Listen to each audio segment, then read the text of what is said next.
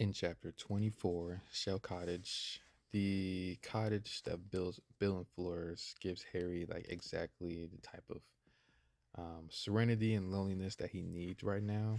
And it's off the coast, and you can just listen to the waves, to the breeze, all that.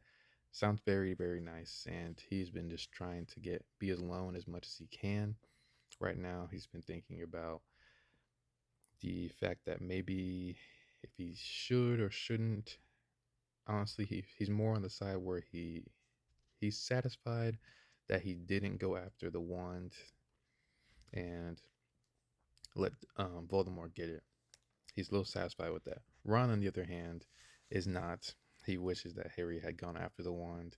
Hermione, but agrees with Harry though. She agrees that going after the wand would have been a bad idea. For one, he probably wouldn't be able to even grab the wand since you have to get it from Dumbledore's body, and she just believes that the wand is evil, and Harry is in every right to not have gotten it. And Ron still believes somehow Dumbledore is alive as well, maybe, because Harry has seen Dumbledore's blue eye, or maybe not has seen it. He doesn't really know. He saw it right before Dobby came when he looked in the mirror and asked for help. And again, previously, and at the beginning of the chapter, too. I mean, the beginning of the book. He saw that blue eye in the mirror that Sirius had given him that allows you to see um, loved ones when you need them. And as they're going and discussing, Flora comes out and she's not very happy about having to relay the message, but Griphook, the goblin, has asked for Harry, and he basically tells him that he will help him break into Gringotts and get the whatever they need to get out of Bellatrix's vault. And but he asked for one thing in return, and this one thing he asked for is the sword. And immediately they're like, no. We can't give you the sword. They can't tell him why they can't give him the sword, obviously, but he wants the sword, and he says that it was taken by Godric Gryffindor from the goblin that made it, and it belongs to the goblins, basically. And they just come up with a plan. Obviously, Ron suggested trying to give him the fake one, but he would know for sure. And Harry says, I'll give it to him, but I won't tell him when I'm going to give it to him. And he said, I'm going to give it to him. I'm going to promise to give it to him after we get out of there, but I'm not going to tell him when. And so they just go devising their plans. So they're just kind of cooped up in Griphook's room, only coming out to eat. And you can tell Fleur is a little bit irritated at the house being full and everything, but just a little bit.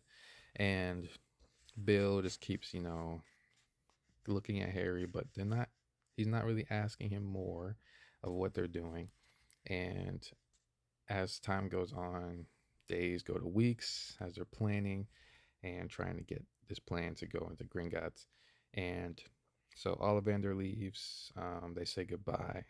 They say goodbye. Bill takes him to Muriel's, and Fleur asks him to take the crown as well, the tiara that she wore for her wedding. And Griphook makes a comment that the crown was made by goblins, and just another little gripe. And so Griphook's kind of keeping to himself. And then as some time goes on, Lupin drops in, and he has news.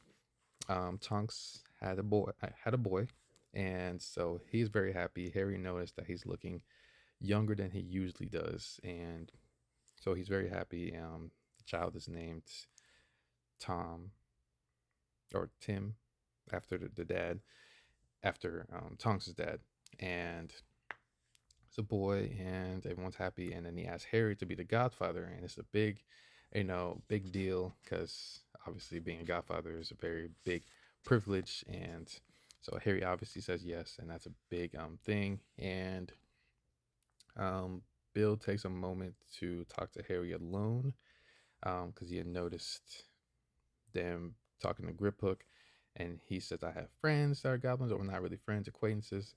And he tells Harry, if you made a deal with this goblin, you have to realize if it's in exchange for something that he will uphold this deal, and it's very important that you do not try to do anything like nefarious or ill intent, because this is a different kind of deal that you've made with this goblin. And he just tells him that they believe that things that they have made rightfully belongs to them, even if it's been passed down from wizard to wizard. It still rightfully belongs to them. And if you buy something from a goblin, like a treasure, they just see it as renting, and it still needs to be returned. It's like the tiara that he mentioned, and so Harry's just thinking about sword, and he's like, okay, I understand. And Bill's really trying to get him to understand the importance of making this deal, and that if you don't uphold it, it can go very bad. And yeah, he's just trying to keep him safe. And he's like, I know you're probably doing something with Gringotts, maybe. And he's not trying to pry too much, but he just wants to keep, he wants them to be safe. This is going to be a very hard task that they're up for. And since Griphook did say that the Lestrange's vault is one of the most heavily guarded vaults in Gringotts, and it's going to be a tall order just to try to get in there. And they only have enough Polyjuice Potion for one of them, so it's probably not going to be the whole team. Or if it's the whole team, they're going to go in under maybe different disguises of some sort. So we'll see what they have planned.